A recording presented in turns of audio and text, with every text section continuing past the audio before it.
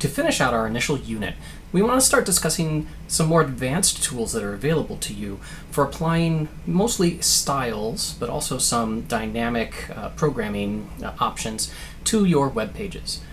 The idea behind this is mostly to take the tools we've already seen and expand them so that they are reusable, so that they are a little bit more programmatic, and so that they can, with very little effort, make your web pages look a lot better. We'll do this primarily by studying first some extensions to the CSS language that we just learned about in the last unit. We will also then look at some pre-built frameworks that you can take advantage of that will allow us to more or less plug and play a nice design into our web page. So let's first talk a little bit about CSS and how it relates to HTML. And in particular, we want to think about being able to reuse CSS between all sorts of different websites. So we already know that these two languages work closely together. We've also seen that CSS itself is actually pretty powerful. How much you appreciate that depends on how deep you dig into it. But I think that the tooltip example that we had in our homework is a good sort of way to see just how much you can really do with CSS. And we've just barely scratched the surface. You'll see as we keep going here and looking at some extensions to all of this that it gets even more powerful when you use it correctly. It will control all aspects of style on our page, including location on the page, the way the page automatically lays itself out, or it will even give full control to you to be able to lay out all the different elements anywhere you want. And if you use that correctly, you can create a very dynamic looking web page. All visual properties can be controlled by CSS, and this allows you to basically realize exactly what you vision in your mind. You can also control some dynamic properties, such as the hover property that we saw, and things that will fade in and out and give you a much more lively feeling web page that changes over time rather than just sort of sitting there statically replaying the styles you've created. Now, I'd like to introduce this idea of reusing styling by thinking about, could we create a library written in CSS? Well, what do I mean by a library? A library, in programming terms, is a self-contained package of reusable components. It's something that you can grab and add to a project so that you can use bits and pieces of it. By itself, it is not a fully working program that you could run. Instead, it's lots of little snippets or portions of code that you can add into your own. We use libraries all the time when we're programming. Most programming languages even come with libraries built into them that we're taking advantage of. If we could do this, then everything that's in our CSS library could be reused in other projects. Say you have a whole new website that came up, but you already created a bunch of styles for an old one you created, and you're very fond of those. You want to use them again. If we had it in a sort of library kind of structure, we could do that. But before we jump on that bandwagon, we have to ask the question, can we do that with CSS? Is CSS kind of made in order to make a library? It certainly wasn't what it was intended for when it was first created. So let's think about this. When we have a programming library, we often have a collection of both functions as well as variables and objects that come together to help us do some task. For instance, we have a library that's used for manipulating and formatting strings inside of JavaScript. And you may have used some of the functions that come along with that. In JavaScript, we also have a library of basic math functions. It's just like the one that's available in Java, where you use capital M math dot something like sine or cosine or square root.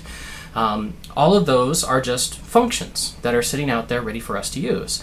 Sometimes they also include objects, but of course JavaScript is more of a procedural language, so objects aren't as strong in there and not as encouraged as they are in other languages.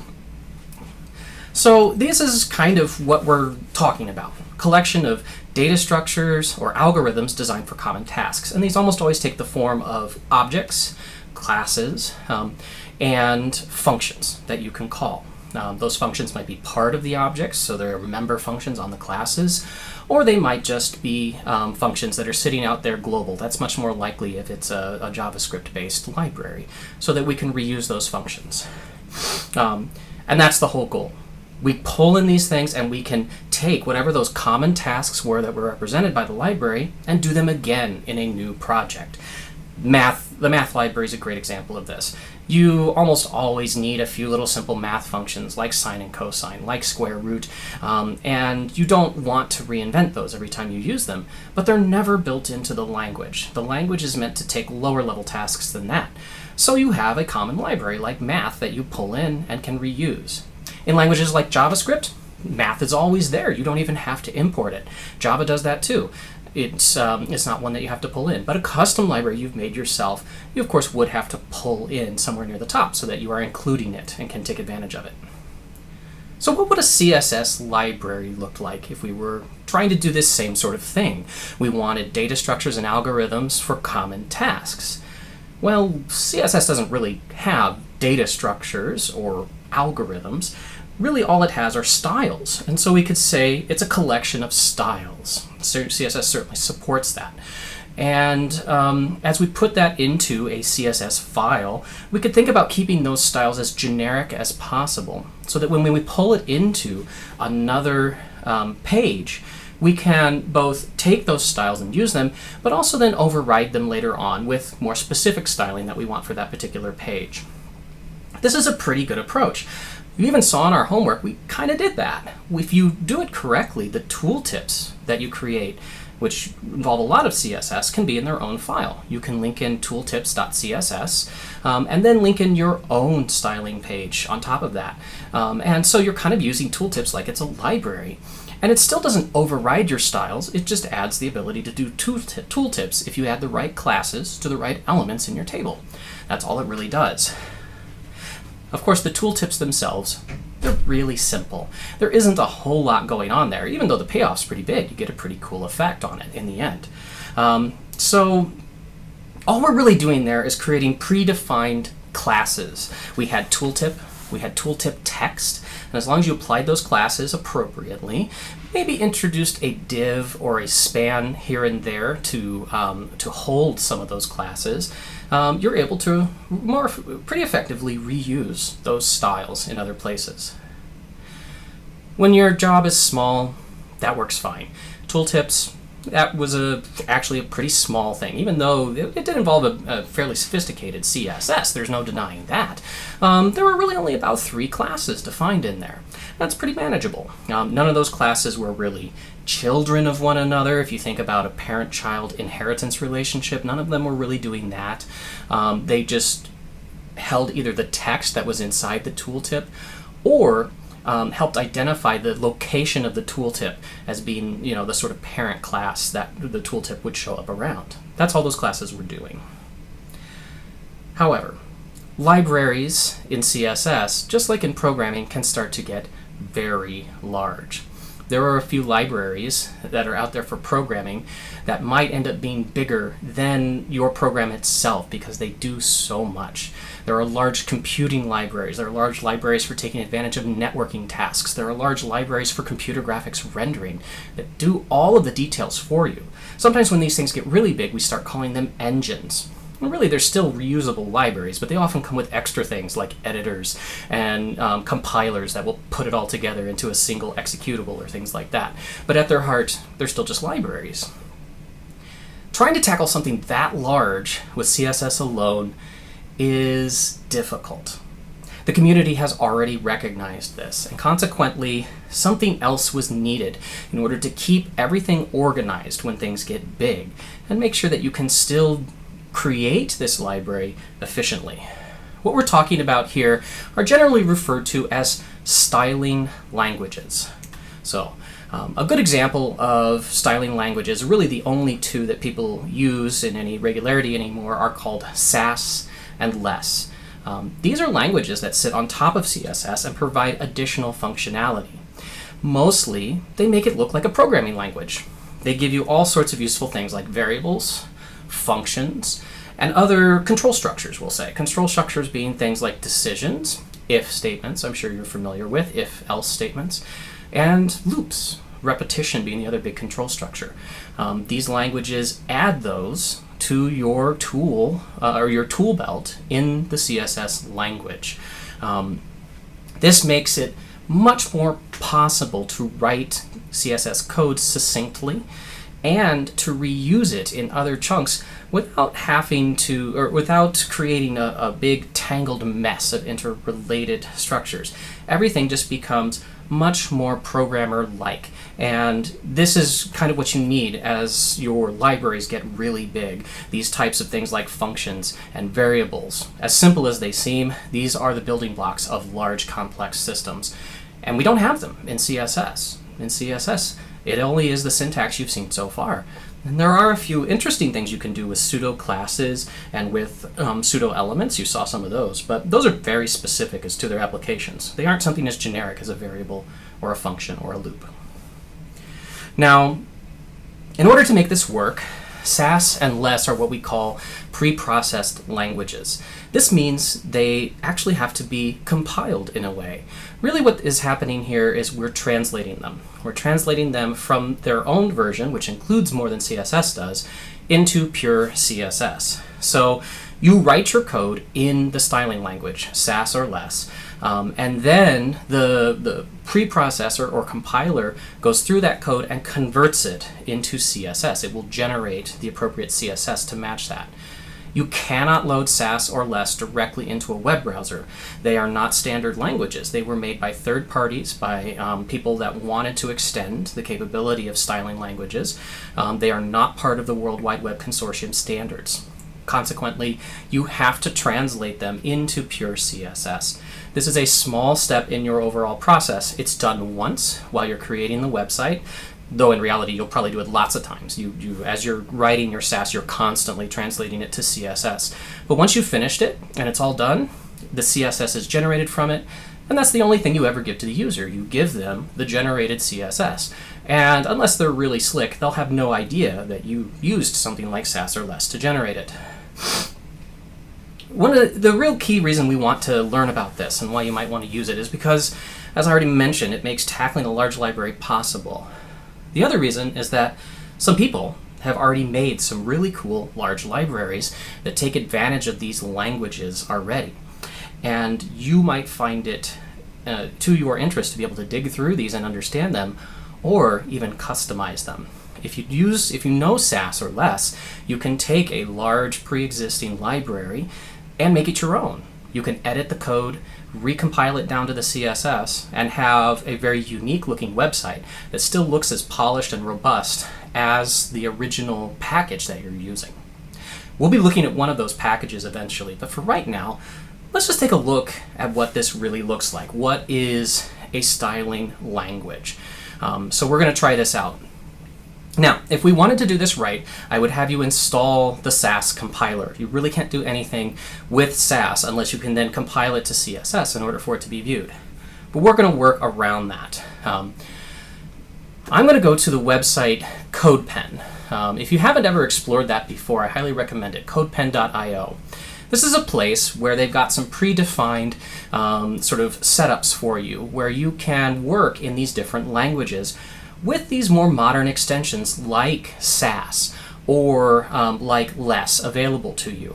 It can even go quite a bit further than that. You can add JavaScript extensions as well. You can work in really modern languages like JavaScript or the ES 2015, which isn't normally supported by browsers, by using a translator called Babel. You can work in an entirely different language called TypeScript, which is based on JavaScript but adds strong typing to all the variables. So the variables do have types associated with them, and it does type checking. All of this is available in CodePen. And the nice thing is, it runs in your browser. It's a website. When working with CodePen, if you pull up my example, you'll be looking at something like this. Notice that this assumes that you haven't made a CodePen account, and so when you go over here, it'll just show login or sign up. If you do this, you'll be able to edit my template right there in your browser, but you won't be able to save any of the changes that you're making. If you would like to be able to edit it, then you do need to sign up for an account.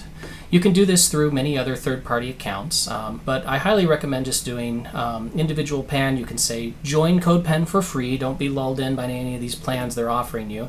And then you can set this up right here and get yourself set up the way that you'd like. And so that's for the sign up. You can also just go right to login. And here you're able to log in with GitHub, Twitter, or Facebook if you'd rather go that route. I highly recommend using GitHub because then you've got this full ecosystem of programmer accounts. GitHub is a very programmer-centric website that hosts your web projects for you using a source control system called Git. We'll be playing with it later on, and it'll be useful for you to have a GitHub account later on as well. But it's certainly not required. You can, and in fact, you don't even need to sign up for an account if you don't want to.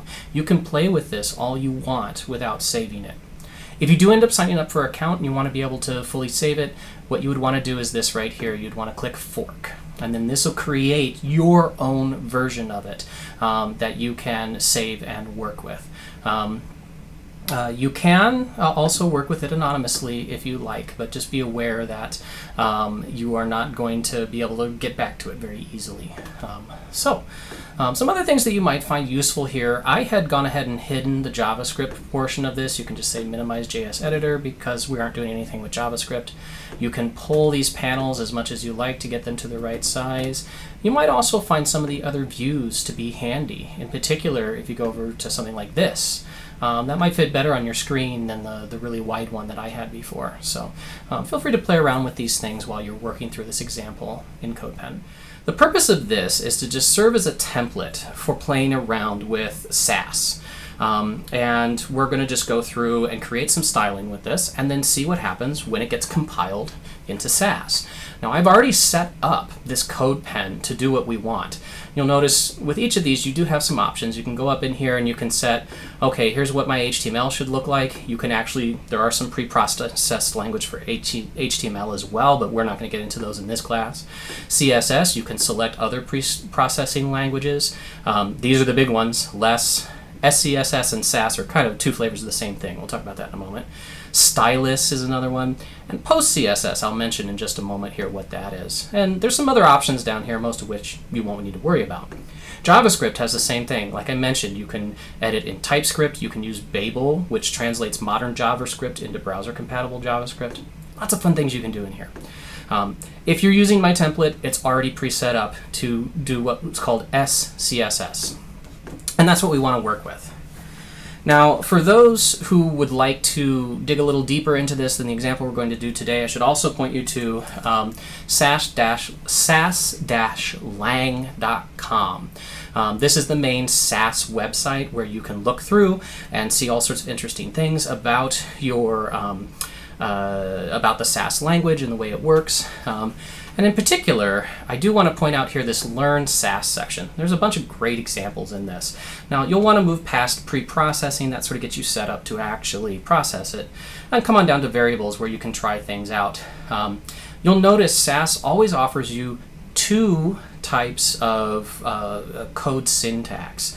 If we switch to the old one, Sass, it looks a little bit like CSS, but it has this special indentation going on. And over the years, people, they kind of didn't like that. They wanted it to look more like just plain CSS. So Sass eventually acquiesced to that and created what's called SCSS. And there they just add a little bit of syntax to it to make it look more like CSS. If you switch between the two, you'll notice the key differences are the inclusion of semicolons after everything and curly braces around blocks rather than just tabs to indicate a block. I'm going to do everything in SCSS because this seems to have become the most common standard, and we'll move forward from there. So let's go back to our CodePen template here. We have two basic files. First, we have an HTML file, and I'll tell you right now, it is already putting in the head and the body for you. So the only code you want to provide is the stuff that goes inside the body. And you'll notice I have no body tag, I have no head tag. I go right into header, section, footer in our usual sort of setup here. I have a header with the title Sass Sandbox. I put in my HRs to sort of separate the header and the footer from everything else. And then I have an internal title, which I did with an H3. And then I have a couple of little predefined things. I have two things that I put inside asides, because that's kind of what they are. They're an aside describing what's to come. And then I have a table. And that table just has some kind of made-up stuff thrown into it. That is a name, phone, and email. Right now, none of this has any styling on it, and that's deliberate. That's always hard to do with a table, because tables look horrible without any styling on them. But we're doing it because we're going to add the styling, and this time we're going to do it more like SCSS. All right, so let's start putting some styling on all of this. The first thing I want to do is take care of this table. I hate tables without any styling on them. So let's start by getting some borders around this stuff. Let's do all of our TD and TH tags, give them the usual border style. We're going to do the shortcut one where we specify everything. So we'll give it a 1 pixel solid. Let's give it a not quite black border. Let's do this one, 80, 80, 80. Let's see what we get. Yeah, there we go. A nice little light gray kind of border around there, or medium gray color. The other thing I always want with these cells is a little bit of padding around them, otherwise they're just too tight. So I usually do padding, something like 3 pixels. And there we go, that's looking better. Now let's go ahead and modify the table tag itself to change it a few things. First of all, if you remember, border collapse, which allows us to shrink these down so that they share adjacent borders. And I want to set it to collapse. If I do that, boom, there they go. They get sort of sucked in the way they should be. Now, you might already notice one of the big benefits of working with CodePen is all of this is happening live, side by side. It's constantly reprocessing this. It's taking all the HTML and re-scanning it and then generating the result right down here where it's visible. This is a nice way to work. However, it should never be a replacement for Atom, because you will also notice that it is, in fact, not checking our code. It doesn't lint it. It doesn't show errors as we type. And really, all of this is trapped out in the web, too. If you didn't have a web connection, this simply wouldn't work. You'd have to do some pretty sophisticated things to pull this off and run it locally. So keep that in mind. The other thing to note is that when using CodePen, everything you do is public unless you pay for a pro account. Now, when we're playing around with little stuff like this, nobody really cares if it's public. But if you were working on something more sensitive, CodePen might not be the best place to be doing it. All right. To this point, this is just plain CSS.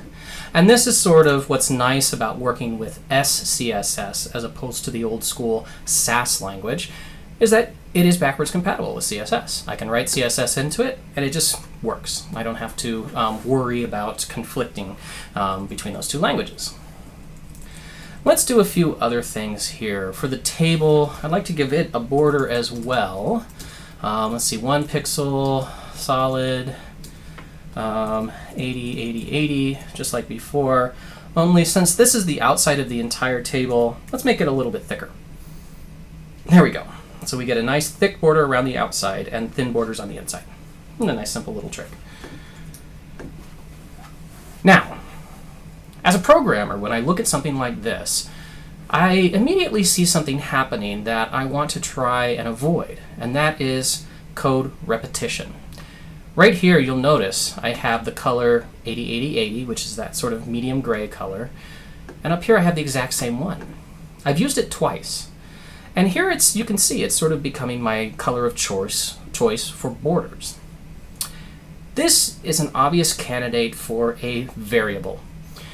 Here we have something that's used more than once, and rather than having to remember to change it everywhere if I ever change this color, I'd like to have this pulled out so that it's located in one place, and instead have to change that one thing in order to affect change everywhere. That's a classic variable situation. To define a variable in SCSS, you simply start it with a $sign. And so this says I'm now defining a variable. And the definition of it is going to look a lot like a rule, where we have first a style and then a value. Only here we're going to have a name and then a value. So let's call this border color. You have the full sort of freedom that you would have in naming styles here. So you could do border dash color and things like that. But I always recommend sticking with standard variable practices when naming them. Camel case, only letters, numbers, and underscores, and don't start with a number. Those are your standard variable rules in most languages. So I'm going to do that. Let's say our border color here, again, you define it the same way you define one of these. So instead of using equals, you can think of it as this, but that's not how we're going to do it. Instead of using equals, you use a colon, just like you would in CSS. So now I've defined a variable border color. This is no longer proper CSS. Now, in order for this to work, it has to be compiled to proper CSS. And this is another thing that's kind of nice about CodePen.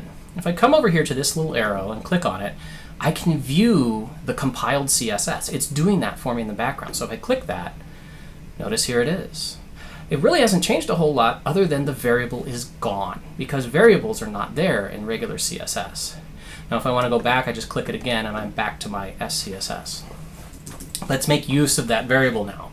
It's not very hard. I just take where I had the value before and replace it with the variable. And because I start it with a $, it knows that that's what it is. Border color, sorry.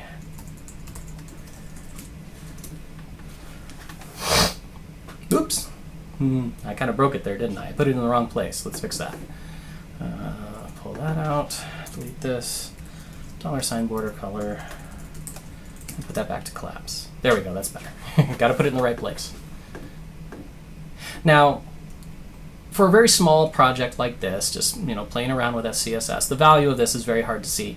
Keep in mind, we'd be using this in a huge project that has many different things going on. And now the user has the option here. If they want to change the border colors as we've defined them, they change this one variable.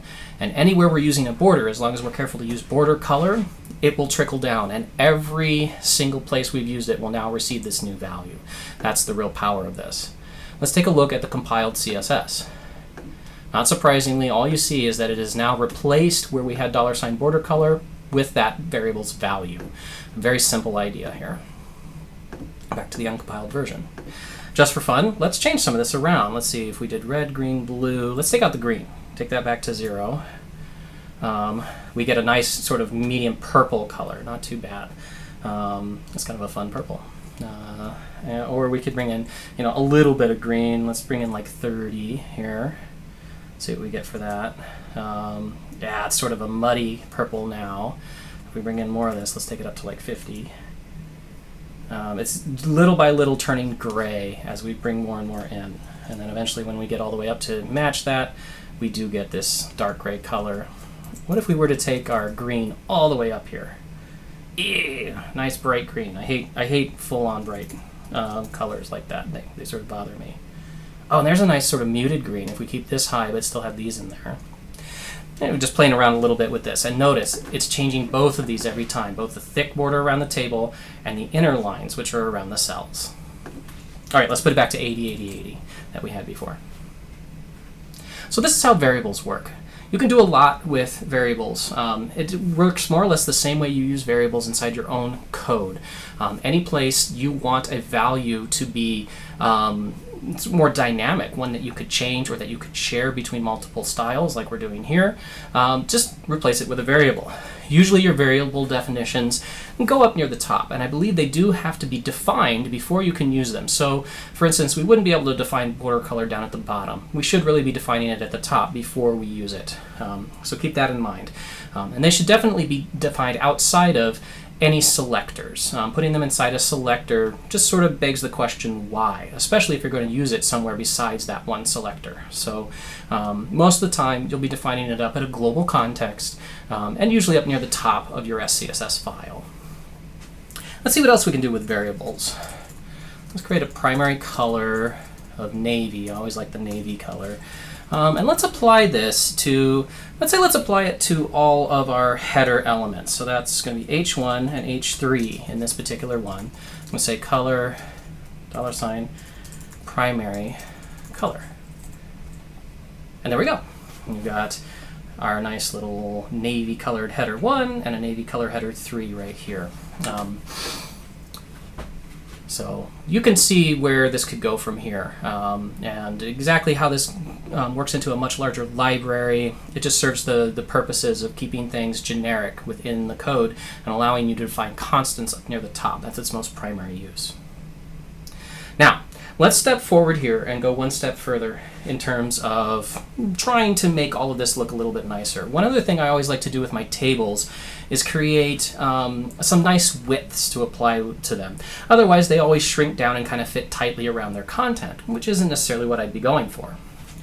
One of the first things I'd like to do, let's set the width of the table to be, let's say, 60%. We set that. All of a sudden, it gets a lot wider. Shouldn't be surprised here because it had been shrinking down quite a bit. And so it's sort of distributing the white space between those cells in a bit of what might seem like an unusual way. What it's really doing there is it's taking a look at how big they are and making sure that their size is proportional to the maximum width. So these things that are really small, well, this also becomes the smallest column. And same with these other ones. They're sort of proportional to the widest thing that is in that column. I've always felt that that's a little bit odd, but it does actually give you decent results if you aren't messing with your widths at all inside columns. Let's go ahead and do a sort of poor man's way of messing with column widths. Here, let's say I'd like to set the width to be about 30% on all my TD and TH cells. And there we go. That more or less does that for us. Now, here we have an interesting challenge. I would kind of like these all to be evenly spaced so that they all have exactly the same width. And it might be kind of hard to see here, but that hasn't quite happened. Let's try something a little more intense. Let's say 10%. It is trying to make these look a little bit more even. Actually, that does look pretty even when we do that. What if we were to go up and say like 50%? Yeah. Here, if we pick a number that's too big, where it would add up to more than we have room for, you can see it starts to mess up the last column. And when we go to 30%, well, it kind of looks to me like name is maybe a little bit wider than the others. And why is that? Well, 30% is not exactly 1/3. It should be something more like 33.33%. And that would give us exactly 1/3. Or would it? In fact, it doesn't. You should know it's actually 33.3 repeating. Exactly 1/3 is something that's difficult for a computer to represent, of course. And very often what we want to do is think in terms of fractions rather than decimals when we're doing something like this. Here's the next thing that we're given in CSS that we don't have, or excuse me, in SCSS and Sass that we didn't have in CSS, and that's just basic math. We can do basic calculations right in line, and it will evaluate those calculations and generate a result for us. I want to do exactly 1/3, so I can say 1/3, and then I can say times 100%. And this would space them out exactly 1/3. I don't have to worry about precision anymore. Let's go ahead and take a look at the compiled CSS and see what it's doing. You can see here it dropped in a whole bunch of decimal places. Honestly, I could have typed that in myself, all those decimal places, but this is the whole point of CSS. It says very clearly here, 1/3 of the full width, 100%. What are we doing here? Well, first, we're using division. That's what the fraction symbol always really means. Even though we've written out what looks like 1/3, that says to the computer 1 divided by 3. And then we multiply by 100% just to get it to convert it into units of percent rather than leaving it unit free. If you ever are using this to set a width or padding or anything that takes a particular length or size, which you might often be doing when you're working with CSS, make sure you get some units on it in some way, like by multiplying by 100%, or the other thing you might consider doing would be to multiply by 1 px, 1 pixel, and that would be a way to get some units on it. But we want 100% here. That's what we're dealing with in percentages. I always think the percentages are easier. I could do this down here too. Maybe what I really wanted to do was have it take up 2/3 of the page, right? So 2/3 times 100%. And now it will be that perfect 2/3 width on the page. It gets me the results I'm looking for. This will also make a lot more sense when someone comes in and reads your code. They say 2/3 times 100%.